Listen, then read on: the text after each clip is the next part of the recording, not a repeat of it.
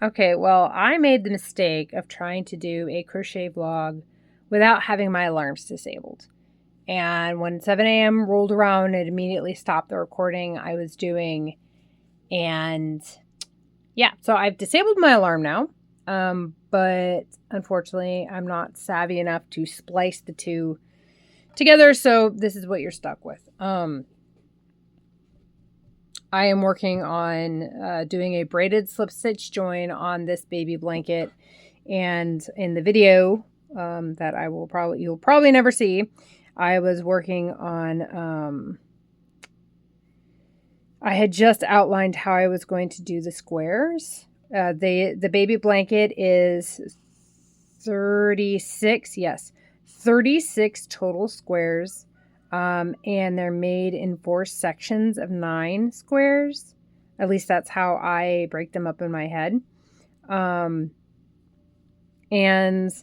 that's that. And then the pattern for this one square is literally the only thing I'm taking from the baby blanket pattern that I had got a few years back. I bought from Helen Shimpton's website called Crystals and Crochet.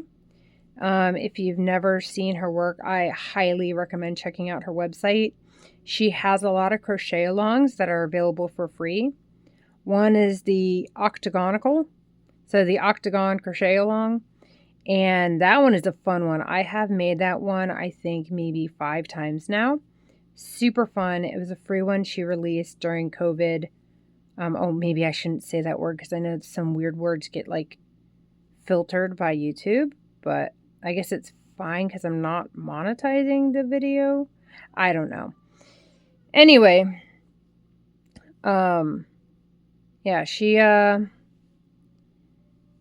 has some really just fantastic pieces out there. But she has, of course, she recommends different ways to join, and I'm going with the braided slip stitch join from Nastasia. You could go look around on YouTube. I'm sure I'm sure they have a tutorial. I picked it up from just watching a quick reel that was shared on Facebook. It really is not hard, in my opinion, to pick up, but that is probably just because I am the way I am. Anyway, so the yarn that I'm using for this to do the join, I got this on clearance from Hobby Lobby, and I liked it because it has, this dark blue element or dark bluish gray. It has some of the lighter blues. It has the cream. So it really has a lot of the elements already from the yarn. And what I'm doing is I'm doing a braided slip stitch up one section, and then I will be doing a braided slip stitch that way, which I have no idea how that's going to look or how that'll even work out. So we'll see. All right. And I've never done this like connecting thing that I'm doing here. I did it first down there and I liked how it looked. So I'm like, well, I could probably do that throughout. I just have to remember to not pull it tight so I can keep the like loose braided look.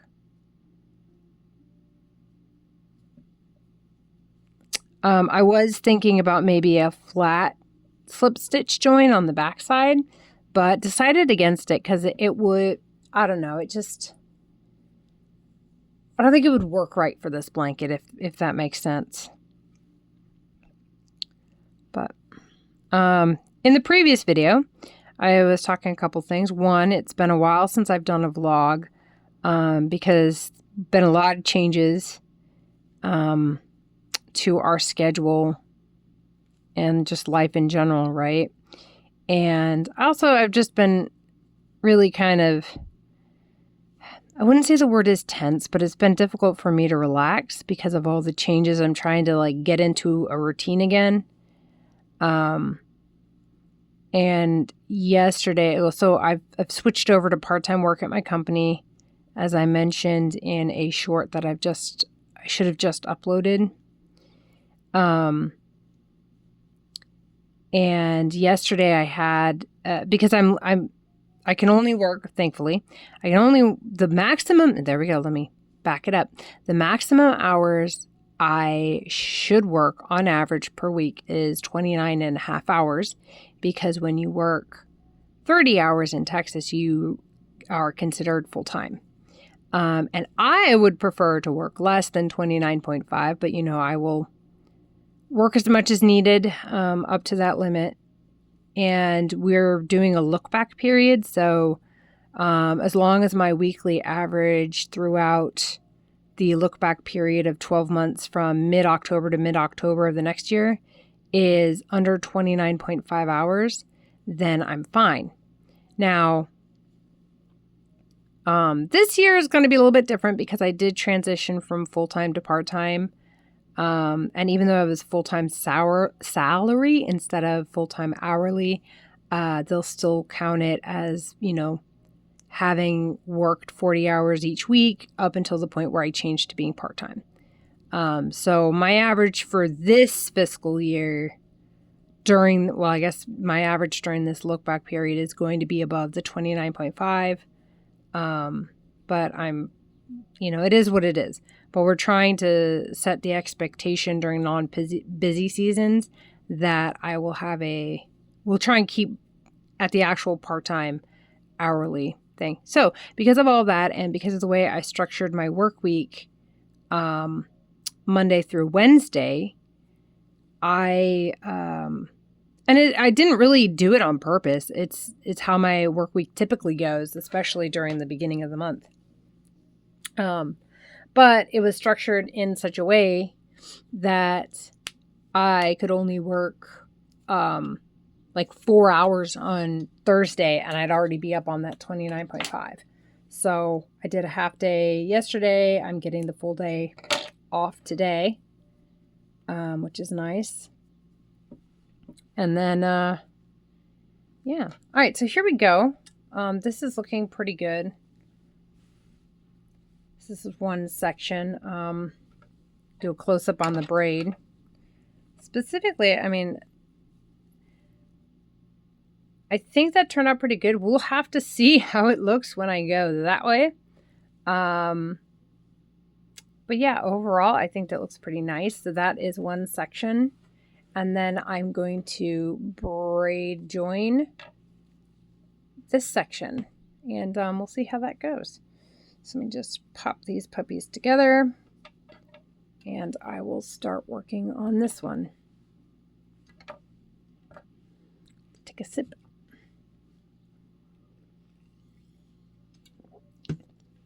But what I'm going to do is I'm just going to join this. And then I will, oh, darn it. I'll lock up my knee is what I'll do. Oof. All right, I'm going to wake up the kids and get them ready. Double check the weather forecast. In the previous video, and it's a little difficult now because I have to try and remember what I've already talked about in this video and what I talked about in the previous video that will never see the light of day, I guess. But I was planning on taking the kids somewhere into the town today, and I had been looking at the weather forecast pretty religiously because I knew that I would have this day off to spend with the kids. And yeah, the weather was not being compliant with how I needed it to be. But I literally checked at like 8 p.m. last night, and it still showed basically between the low end was a 30% and then the high end was 60% chance of like thunder and lightning storms, which where I wanted to go would not have worked. I would have had to close everything down because it was going to be a water park. And I sent a message to my mother-in-law because she was going to go with us. And I gave her some alternatives for today. And she was like, nah, I kind of wanted to go there. So that's fine. I was like, that's okay. But then at 1 a.m. this morning before I went to bed, I checked the weather one last time. It went from 60% chance of thunderstorms to 30% chance of regular rain only in the afternoon. Like a little bit in the morning and then in the afternoon. I was like, you've got to be kidding me. But that's kind of how, that's what I was talking about in the previous videos. That's really kind of how the past few months have been. I really can't rely on the weather forecast. Been very quickly changing and shifting. If we see rain in the forecast, it's like the next day or even in the next hour, you'll look again and it'll push it further in the week and further in the week. And then it'll get pushed out in the month. And then suddenly you'll be on a day where it's like the whole week it's been nothing but sunny skies, 0 chance of rain. And while you're looking at it, you hear the crack of thunder and it just starts to downpour. And you're like, what is going on? The weather forecasting system has not been very accurate. And I told my husband, like, I checked the weather and I had the window open and I could tell the temperature drop, the breeze changed first. And I was like, oh, we're about to have a temperature drop. And then we had a temperature drop and I was like, we're about to have some rain. And sure enough, within about 5 minutes, we ended up with a huge storm that night. And there was nothing in the forecast pointing to that. So it's just really a little frustrating because it's hard to plan, especially when you want to do outdoor activities. You just can't do it. All right, so we're almost done with this one. Get this one in. Let me look at this. All right, so that's that top one. All right, I need to put that there. And this is not a tutorial for how to do the slip stitch join or the braided slip stitch join by Anastasia, I may have said, but you can go look on their YouTube channel. I'm sure that they have plenty up there. And this I don't even know if they have something like what I'm doing here where I'm joining corners. I'm sure that they do. But yeah.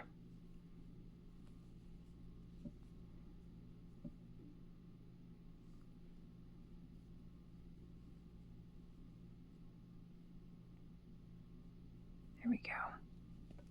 Got a kind of fun night planned tonight. We've had this planned for over a month now, actually. A friend of mine, who's also my coworker, is going to be spending the night. She's bringing her friend, who I have made a poncho for. It was the black cotton poncho. But they're coming over tonight. We're going to do a make your own pizza type dinner. Am I doing this right? Am I missing something? I feel like I'm missing something. What am I missing? I've got to be doing something wrong. I am doing something wrong. Look at that. I grabbed the wrong square. I was just gonna look at that. Okay, so I gotta be careful. I want to take that one out. Okay. Jeez Louise. And I was just going to keep going that way. I was like, something's wrong. I'm missing the square. Because I'm using the wrong square. Okay. That is perfectly fine because we fixed it. I would have definitely noticed by the time I got all the way up. But anyway. So yeah, we're going to do like a build your own pizza thing. We got all the toppings.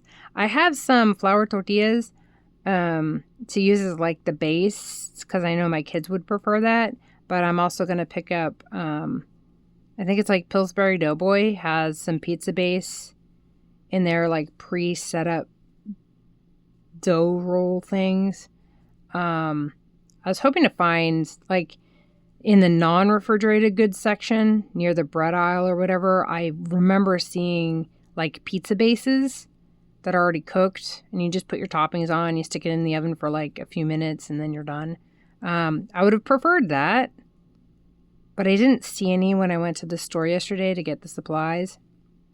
So I'm going to look again on my way back home tonight.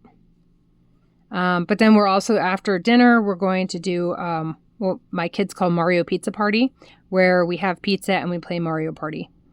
And we actually started doing that. We were trying to make it a regular Friday thing because of my friend from work. Her and her then fiance, now husband, would come over when they could, and we would play Mario Party with the kids, and they loved it. So tried making it a more frequent affair. With, of course, school and work and all of that, it's been a lot more difficult to carve that time out. But now with me being part-time, it's definitely a little bit easier. I've got a little bit more energy, especially because the day before I will have had, if I keep working it right, I'll have a half day. It may be, though, that I switch things around so that I just work less hours Monday through Thursday. I just spread those hours out across them. Maybe doing say I can't do 6 hours each day because that would put me only at 24. And my boss definitely is trying to keep it up there near the 29 per week average. But I think I could probably get away with 7 hours. And unfortunately, that is a lot easier to be at because all it takes is me working.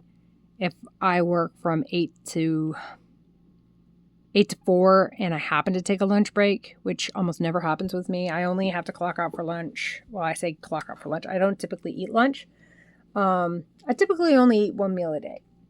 So I'm never hungry for breakfast. I'm rarely hungry at lunch, and I will typically just have a drink. And by a drink, I mean like a C4 energy drink or Monster energy drink or maybe some water. Very rarely some water. And then I will maybe have like a snack, maybe like a small bag of Snyder's pretzels or something like that. And then I get back to it because I'm not really hungry. But boy, dinner rolls around and I'm like, finally, I can relax. I don't have to worry about getting pings while I'm trying to eat. So yeah, typically I will eat just dinner. But because of that, I don't need to clock out for lunch because I'm not having lunch. Okay, so let's try this. Put this one in there. There we go. And then up into this one.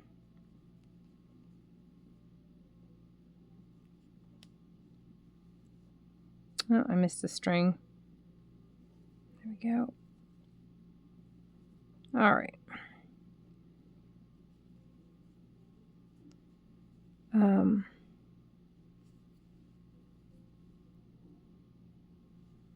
Yeah.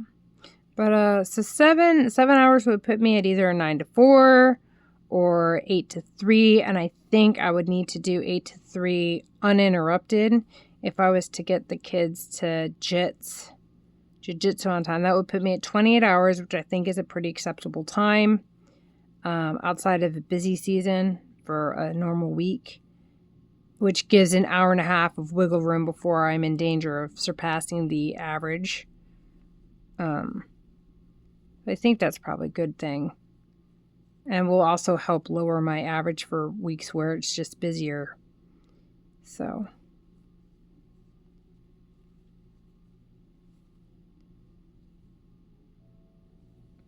Oh, and to provide more color on that, because I don't think I talked about it in this video, but in the previous video I was trying to record originally, my company has me part-time, 29.5 hours a week, maximum.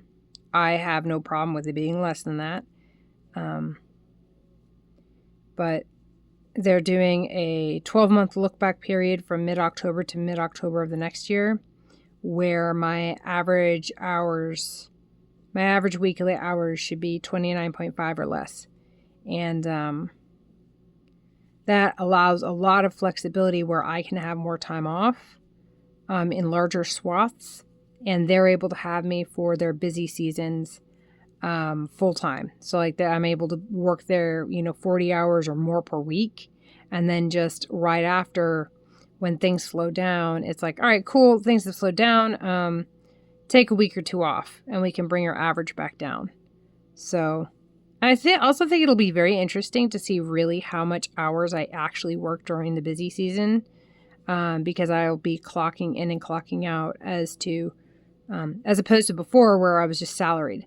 So, starting work at 8:30 in the morning and then working until 8 at night really went kind of unnoticed. but now I think it'll be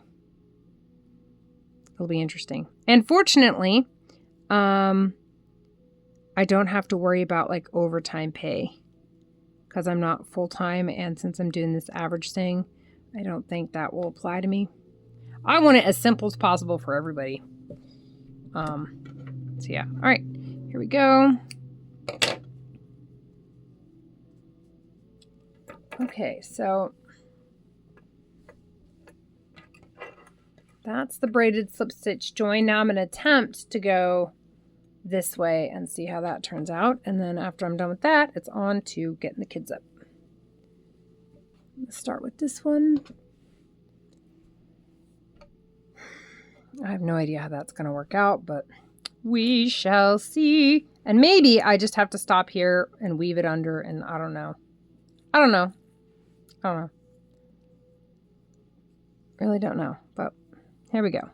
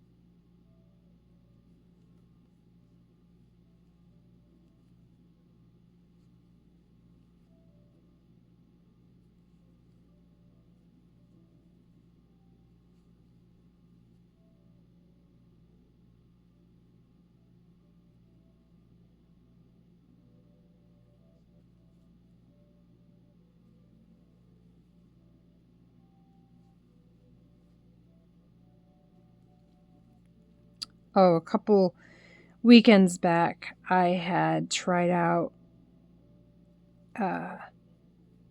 prepping, like doing freezer prep for meals. And so far I've made 3 of the 10, and 2 of them I really liked. One I liked more so than the other. The first one I did was a sort of a chicken taco bowl setup, which worked out great. It was through the Instapot. It was, I think, fantastic. My kid's not the biggest fan because, you know, there was flavors in it. But yeah, I think that one turned out really good. It was almost like a stew, or maybe a mix between a stew and a chili. And then it just made the rice the day of.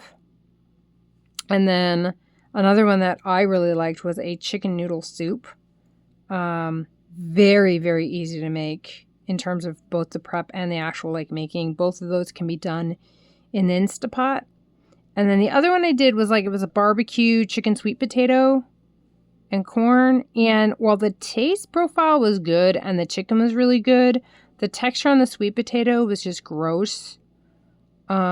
But the corn was okay. And I think it might have been just because I had it defrosting a little bit too long, and the sweet potatoes did not like having been frozen and then defrosted and then just sort of sitting in the fridge in juices for so long. So they ended up very weird. So yeah, I wasn't a fan of that one. So that one's not going to get continued. And the kids didn't like it either. My husband wasn't a big fan. So yeah, we won't be revisiting that one, which is okay. All right, so let's see what we're going to have to do here. All right, so we're going to slip stitch this one in. And then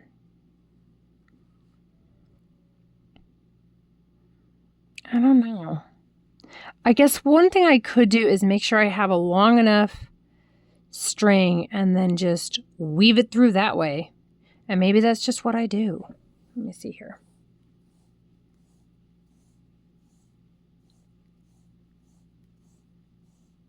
Okay. let's see if I ruin this.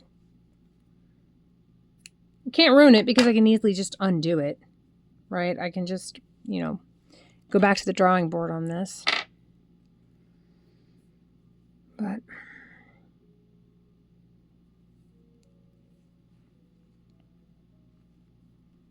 it's going to weave this right under here.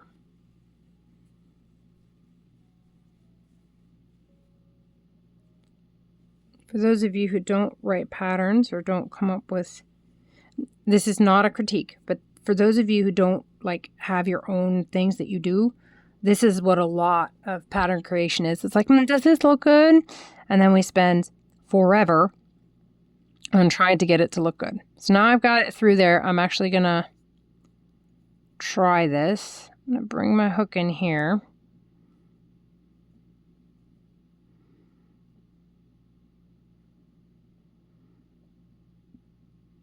And underneath, I think that worked. We're going to find out. All right.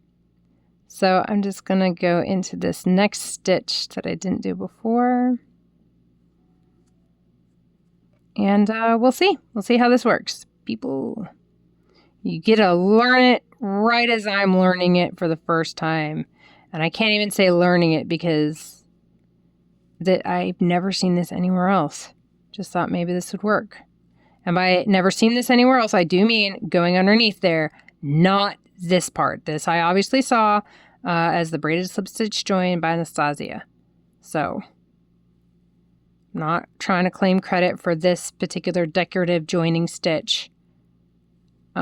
Just the way that I've got it underneath. And I think I need to work on my tension because that's a little tight down there, but I think it works out really well, actually. Gosh, that really does. I like that. Okay. Yeah. So, and you know what? While I'm at it, let me just, no, I'm going to leave this here. And I suppose the easier thing would have just been to put this underneath the work, but that will be something I will test out with another one. At least for the moment, what I did cutting the yarn worked for what I needed it to. And maybe I will be able to figure out a better way to do it so that I don't run the risk of wasting yarn. But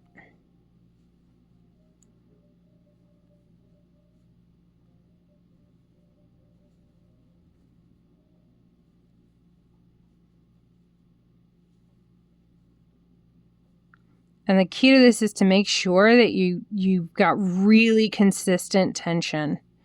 Because if you don't, it will end up way too tight. And if you don't have your tension tight enough, you end up with it too loose. And then it looks like a sloppy braid.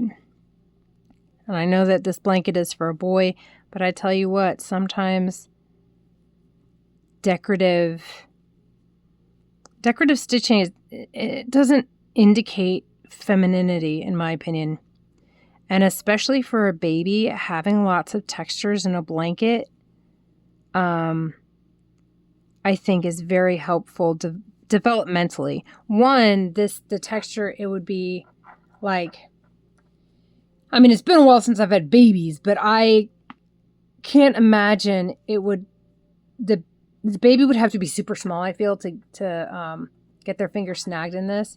And if that was a concern, then really with the rate in which babies grow, the parents only have to wait a couple weeks, if that. I know my son right out of the gate would not have been able to fit through any of these holes, even on accident. Like, oops, I accidentally snagged something. No, not my Nathan.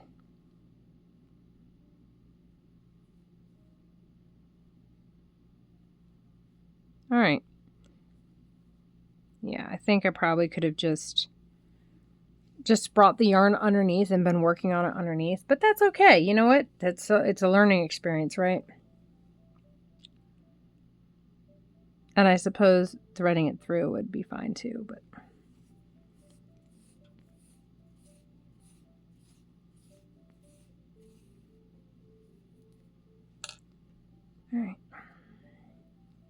So you go here.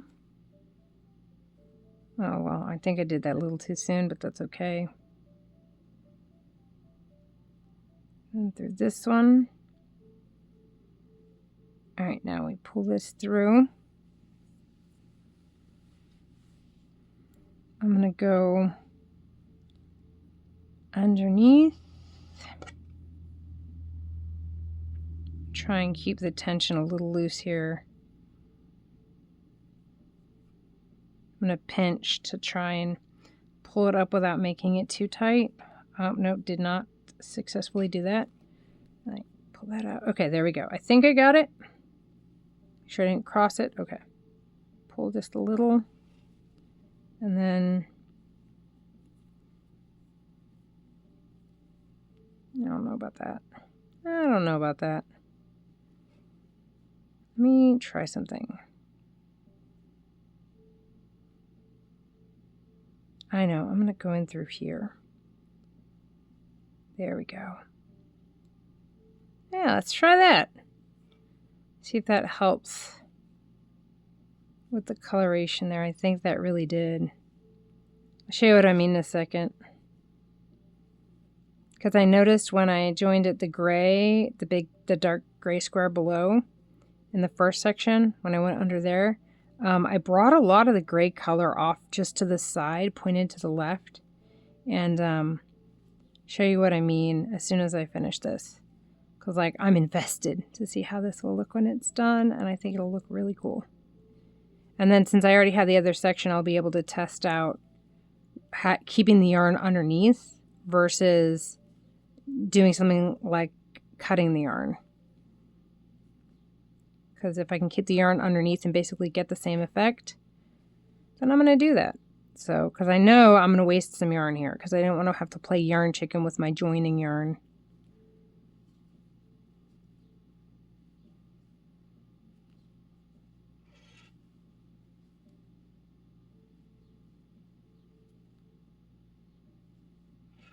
Oh, and the cool part, these were the squares that I was doing. I think I uploaded a video where I was trying to basically do a speed run, and it came out to just north of 19 minutes per square. So that kind of gives you an example. And I was going fast. I mean, if you watch that video, it is not sped up. It is not edited in any way. I really don't have the time to do that. I would say I'm not tech savvy enough to do it. I could figure it out. It's kind of what I'm good at, is following or reading an instruction manual, getting a feel for it, and just figuring it out. But I don't have the time to do that with some other things that I'm trying to learn for work. So it's not sped up. I did not go slow by any means. And, you know, this is 36 squares. 36 squares at 20 minutes approximately a square. Because, you know, you have to weave in and all that stuff. Take the needle off of that.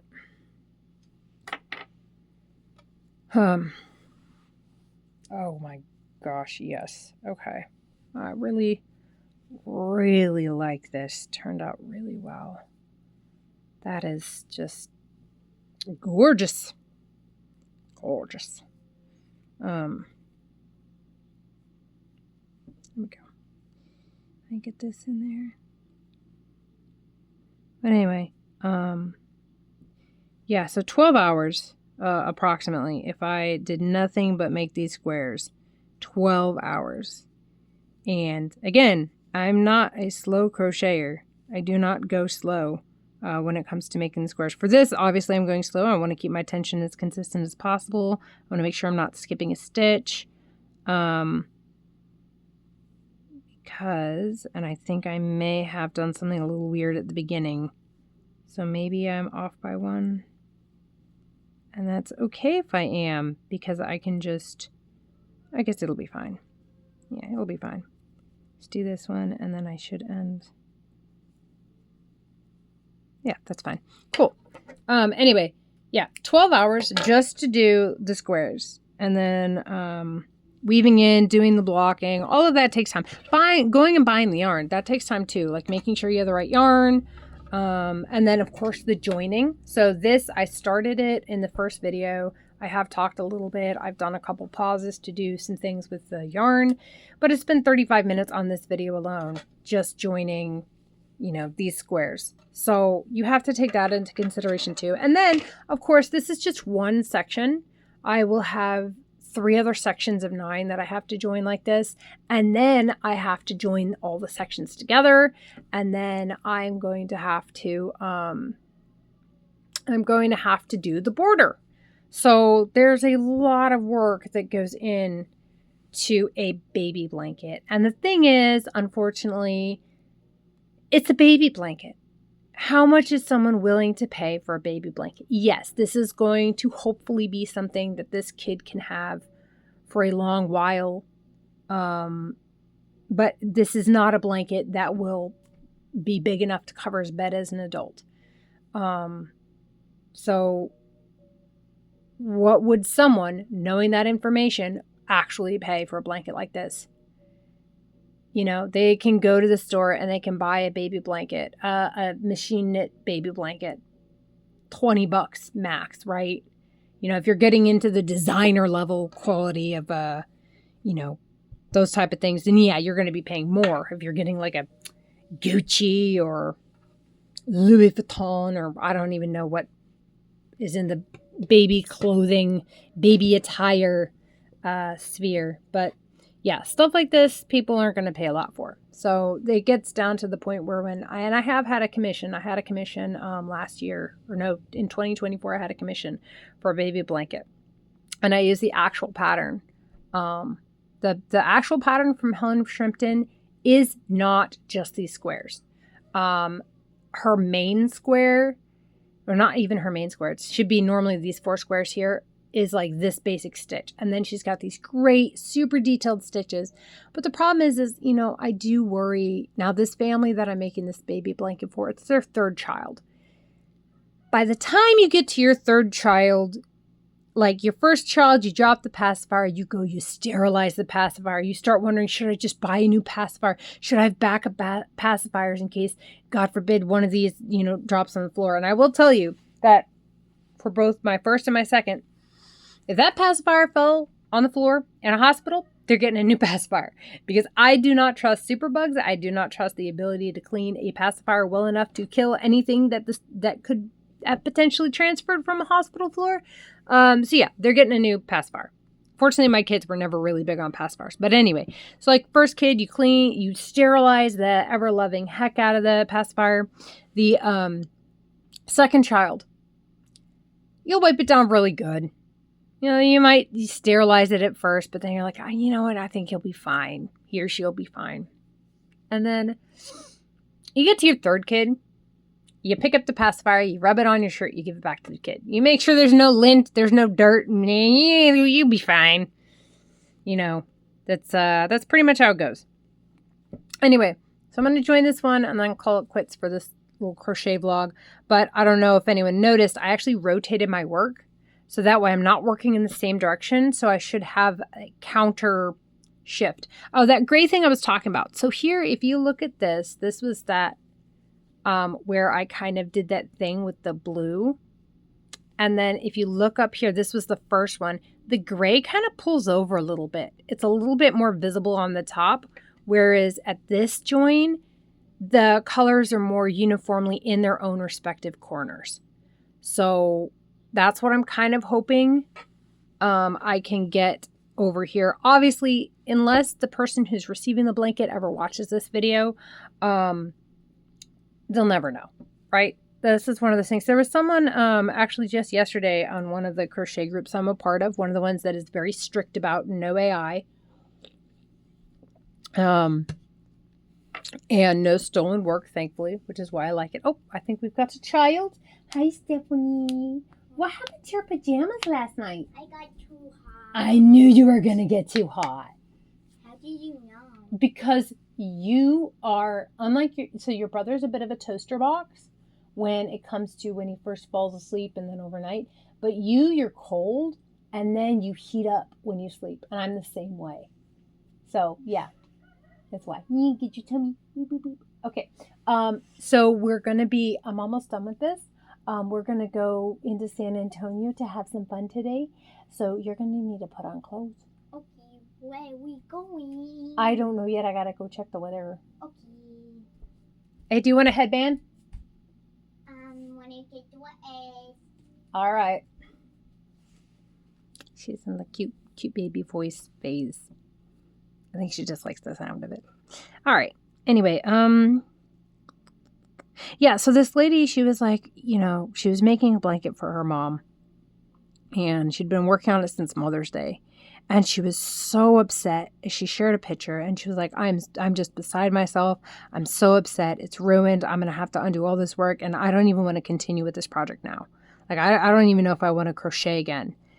And let me tell y'all, I've been crocheting for 14 years now.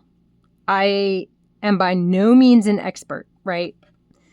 But I do have the ability that when I look at a pattern, when I like read the pattern now, especially if it's one of the pictorial patterns where you have like the little oval for the chain and the little small T for the single crochet, and then the small T with like a capital looking T with the little small T indicator below, and then the slanted, like I can read that, and then I know looking at the finished product if it's correct or not, right?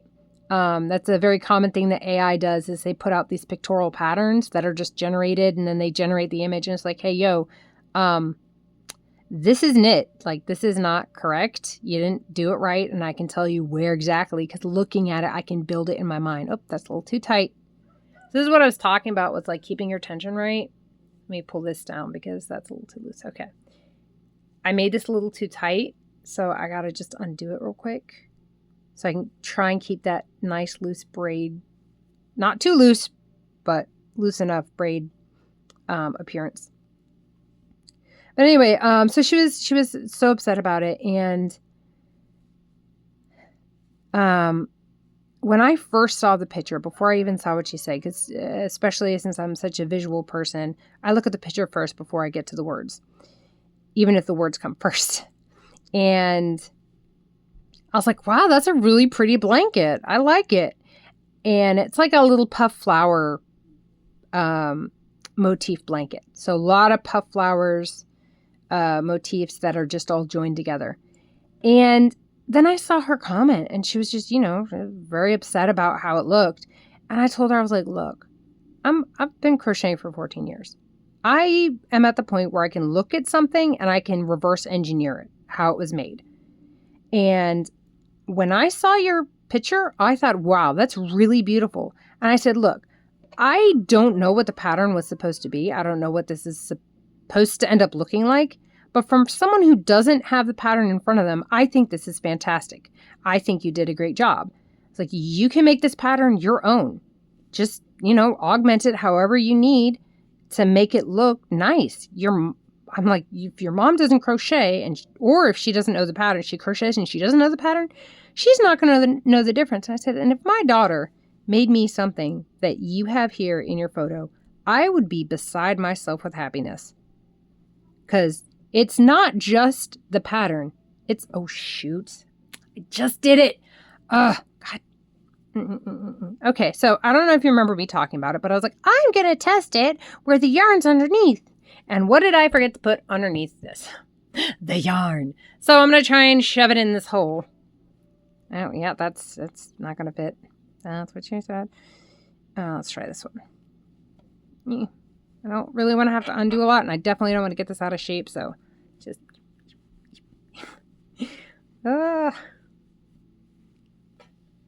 OnlyFans, but for crochet. Hopefully some people didn't get that reference. Alright, I don't know if this is going to work, but we'll see. Oh, that's an outfit, for sure. Is your shirt on the right way? The right direction? It's not. Turn it around. Go turn it around, honey. Not in here. Hey. You said turn it around. Yeah, but not in here. Well, can I just do it? Yeah. Anyway. Can you unlock my phone? No. Whenever you have the time. Why didn't you go eat breakfast? What do you bring this for breakfast? You know what's in for breakfast? Go to the bread box, honey. Bread. It's not bread, but oh my gosh, just go to the bread box, honey. You'll see it. Anyway, so it's not just the yarn, the materials, the pattern. Like if she purchased the pattern, it's not any of that like monetary stuff, but it's a piece of her life. I want a breakfast muffin. Okay. You, I guess. Can I finish this real quick, Stephanie? He's still in our room. He's sleeping on the beanbag thing. You need to eat that in the kitchen. Okay. Anyway, it's a piece of, if I'm crocheting this, right? This is going to be probably 16 hours of my life that I'm never getting back. I can't just rewind this gift, It's not something I can do. I don't know if this was a good idea. Let's see.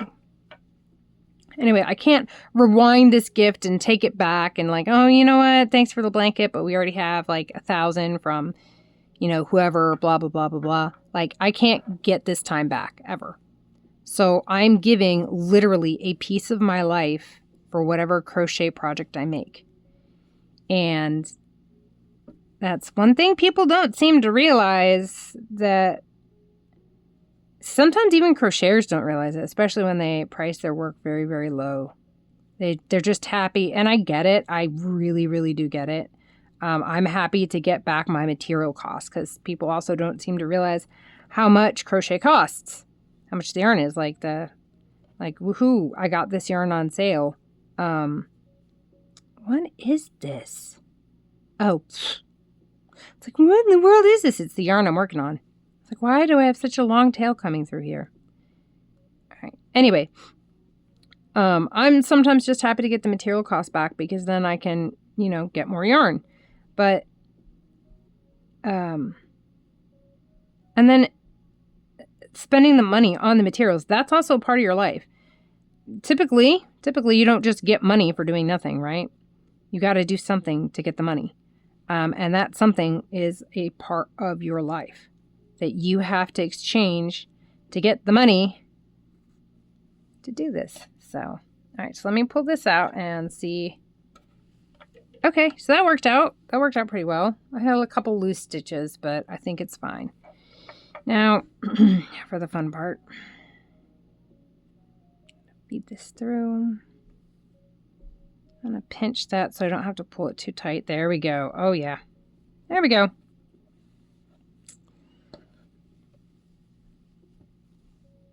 All right. I am going to have to pull this, so I'm going to just pinch that. And then I can't remember exactly how I was going to do it. I think if I take the yarn through here, it will keep that blue from popping in the corner. There we go. Yep, I think that works. And let me just pull out some more of this. I think that while putting the ball of yarn underneath it works okay,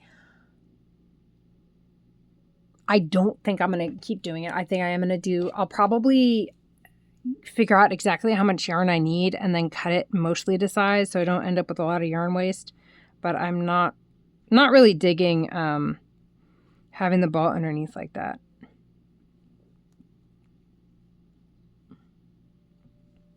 All right.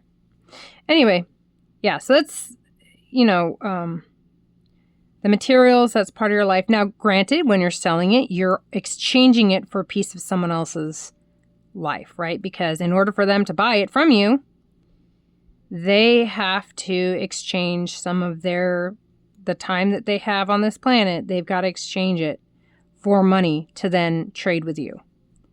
So really, our monetary or even our barter exchange system, we're transforming bits of our life and bits of our time to a way that we can trade for other people for bits of their life and bits of their time.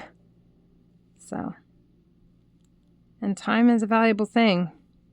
Watch fly by while the pendulum swings. It's a good song by Linkin Park. Hey, Hunno. No, I'm not unlocking your phone. You ate all of your breakfast already? I'm holding the breakfast muffin. Okay. And where did I ask you to eat it at? In the kitchen. And did I say that you could have... Yeah, you don't need your phone during breakfast, honey. Sorry.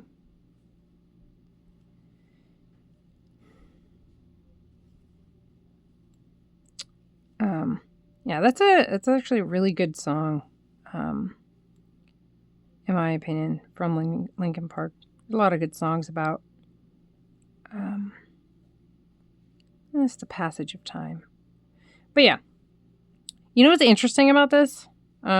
Completely change the topic. But as I'm crocheting, I realize I still have yet to get across the blue. And as I was thinking that, I can see that I'm now starting to get the blue that's in the yarn. I don't know if you can see it, but like right there, we're starting to get some of the blue that's reflected in that. But yeah. It was actually, so there's a YouTube, or not YouTube, a Facebook guy. I believe his name is David Scott. And I subscribed to him as soon as I saw, oh, we have an issue here. I did 2 in a row. See, gotta pay attention. I came across his page while flipping through Facebook Reels. Fortunately, Facebook finally got wise and they send me pretty much exclusive content for crocheting and then for some neurodivergent stuff. So very tailored content to my feed now. But they showed me one of his reels and I was like, oh, wow, this is really cool what this person made. And then, it was revealed to be a dude, a lot of tattoos. And I was like, wow, this is really, really cool. Because you honestly do not see many prolific male crocheters in the crochet field. And it's funny because I learned how to turn my work and do a single crochet and a double crochet. And I think even the granny square, I learned from watching a male YouTuber do a tutorial on it. So I absolutely love the fact that this is branching out, and this hobby is branching out. It's very nice that it's not being gatekept by a really asinine social stigma, should feel free to create. Okay. Anyway, so this guy, he was in prison and he actually learned how to crochet while he was in prison. He said that at the commissary that they have there, you could buy yarn and crochet hooks. Obviously, it would have to be the plastic crochet hooks. And I'm sure that there was some way to make sure it couldn't be made into a weapon, because he talks in his story about how he was able to crochet in his room.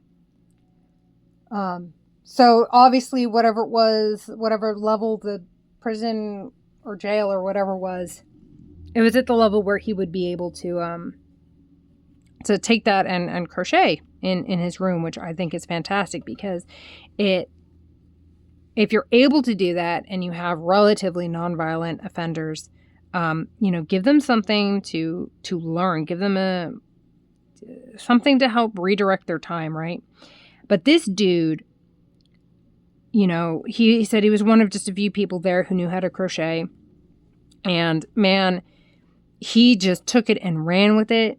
And he was talking about how he was following patterns for a little while, but then he just started, making stuff in his head. And he showed how he had made these, like, he calls them the prison slippers. They are fantastic. They're very, I don't know if you guys have ever seen them, and I don't want to misspeak on what they are, but they're like the moccasin style slippers. But he crocheted them, and he had gotten very popular in the prison for making them, and lots of people wanted them. And I thought, one, that's really cool because it was very stylized what he had made, and I don't know what he made in what colors for the other inmates, but I thought it was really cool that no one there hopefully was afraid to wear them because they might be seen as one way or the other. But anyway, yeah, he made some really fantastic things. He talked about how he would have his, I think he said his mom would send him patterns, and then he would ship out what he's made, so that, like, he made stuff for his daughter, and then he was making things for some of his family members, and then word of mouth spread, and then he was able to start selling them. And he was able to have all that money saved up for when he got out. And he also was able to sell, because the guards, and I thought this was really, really interesting because, of course, I've never been to prison. I've never been to jail. I've never had anything more than a speeding ticket. I did get pulled over once. Sorry to segue this, but I did get pulled over once because I flashed my lights to let people know that there was a cop hiding behind a dirt hill as like a speed trap, because it's where the speed of the road goes from like 65 to 45 during a bend. And unfortunately, I happened to flash my lights as another cop was coming, and it was one of those cops, one of the small town cops or small county cops, who did not like the fact that I was warning people about this other cop being there. And so he was trying to feed me some line about it being illegal and how I can't do it again and blah, blah, blah. And he could give me a ticket for improper use of high beams. But it's like, well, he knew why I was doing it and I knew why I was doing it. And I had looked it up when I got home, and it turns out that, well, yeah, they can give you a citation or a ticket saying it was improper use of high beams. Flashing your lights has been ruled in some states as being freedom of speech if you are warning people of cops up ahead. So if he had given me a ticket, I would have fought that. And I was like, yeah, I won't do it again. I'm going to do it again. If I'm in that position, I'm absolutely going to do it again. Hey, honey, good morning. Now you're using it. Yes, I am using my phone. I'm going to be done using my phone, and we're going to start our day soon. Did you have breakfast? I know. Okay. That's fine. But we're going to get going soon. We're going to head into San Antonio because we got my day off today. I got plans. We're going to have some fun. Alrighty. Bye, buddy. What?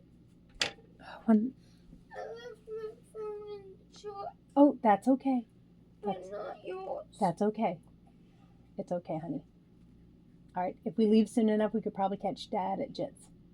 And if not, you have other electronics. We have books. It doesn't need to be a sad day today, okay? Are you going to die if you don't have your phone for one day? No. What did you want to do on it? Play. Okay, but play what? If you wanted to play Pokemon Go. Games. Okay. Well, I know you want to play games. If you're going to read, I know that you would prefer to read an actual book. But, like, if you wanted to play Pokemon Go, I have your Pokemon Go account on my phone. If you wanted to play that electric company one, that is on my phone too. So anyway, let me wrap up on this, buddy, and then we can get going, okay? I'm almost done. All right, can you go, please? Thank you. There we go. But yeah, sorry, off of that topic, but I thought it was very interesting. He had said that the guards were actually allowed to buy things that the prisoners made too. He said that sometimes they would, some of the inmates would, were like artists, so they would make art, and the guards were allowed to purchase it, like to not exchange money with them, but to put money in their like commissary books or whatever. So he was able to crochet things for the guards to give to their family. And I know that if I were a guard and I was allowed to do something like that, I'd be like, this is really cool. And I would want to support an inmate doing something productive with their time that, is very helpful. Or at least contribute. I mean, I don't know how helpful crocheting is. It's fun. It's a really nice way and it's a really nice way to release stress too. But anyway, so I thought that was fantastic. And so he has his name, David Scott, I believe. He's got a Facebook page, and he has one of those Sphinx, those hairless cats, and he makes sweaters for his cats, and he freehands them. And I'd seen last night he had posted a reel. I don't know if it was a recent reel because that's how my feed works. It never sends me stuff like when it happens. But he was talking about he's had people offer to have him make them sweaters for their cats or whatever. And he's thrown out numbers. He's been like, oh yeah, $500, $600. And he said, typically that keeps people away, but sometimes they'll be like, okay, cool, done. And it's like, shoot, they call my bluff. And he's like, it's just, that's selling it at like around $20 an hour for his time. And he says that he does it for fun. He really makes his money through, his tattoo artist now. When he got out of prison, that's what he ended up doing. But he does this crochet stuff and those things for fun. And, he was like, he's like, it's not worth my time. He says the minimum where he lives, his minimum wage is, $18 an hour, meaning he can go work at McDonald's, he can go work at Taco Bell, and he can get paid $18 an hour. And why would you want to crochet as a job and then have people not want to pay even minimum wage? So, but I think, because what he does, I think what a lot of crocheters do, not that I want to get on the soapbox, but before I wrap up here, and not like many people will ever hear this, but I think what he does is art. He is seeing a vision of what he wants to do in his head, and he is making it come to life. And these are unique, one-of-a-kind items. And these are things that I think Louis Vuitton, Gucci, Dolce & Gabbana, I think that's what they wanted to be. And they put out these obscene prices for items. Prada too. There was one of those companies that did like a freaking safety pin and little single crochets on it and was selling it for like $1,000. And granted, I think the safety pin was like gold or plated in gold, so you're getting some sort of precious metal in exchange for your money. But like, they're trying to say this is a statement, this is an art piece. But you have 1,000 of them, right?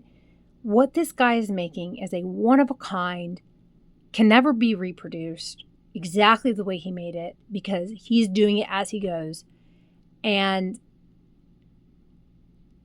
that, it's like the Mona Lisa. It's like Starry Night. You can't,